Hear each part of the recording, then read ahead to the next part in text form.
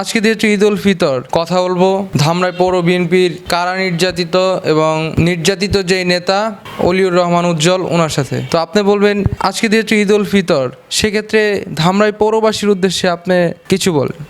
বিসমিল্লাহির রহমানির রহিম। প্রিয় সাংবাদিক ভাই, আপনি প্রশ্ন করছেন ঈদের, যেমন আমরা সকলে সর্বপ্রথম আমাদের নেতা আলহাজ তমিজউদ্দিন কাকাকে ঈদগাহ ময়দানে একসঙ্গে নামাজ পড়ব। নামাজের পরপরই আমাদের ধামরাই পৌরসভার শীর্ষ পর্যায়ের নেতৃবৃন্দ যারা আছেন সবাইকে এবং ধামরাই পৌরসভার জনগণ যারা আছেন সবাইকে জানাবো আমি ঈদ মুবারক।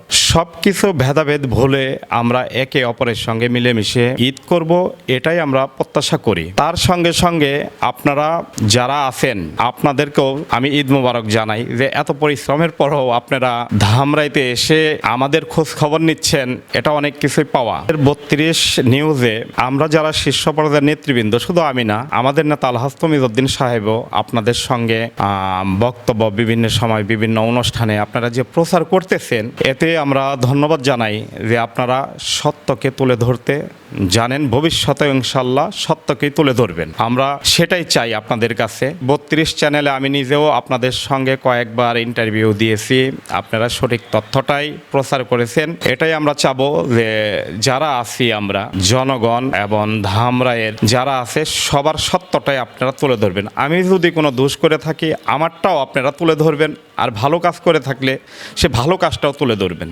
এই বলে আমি আমার আজকের ঈদ শুভেচ্ছা দিয়ে সবাইকে শেষ করছি। জি, ধন্যবাদ আপনাকে। ধন্যবাদ আপনাদের সবাইকে।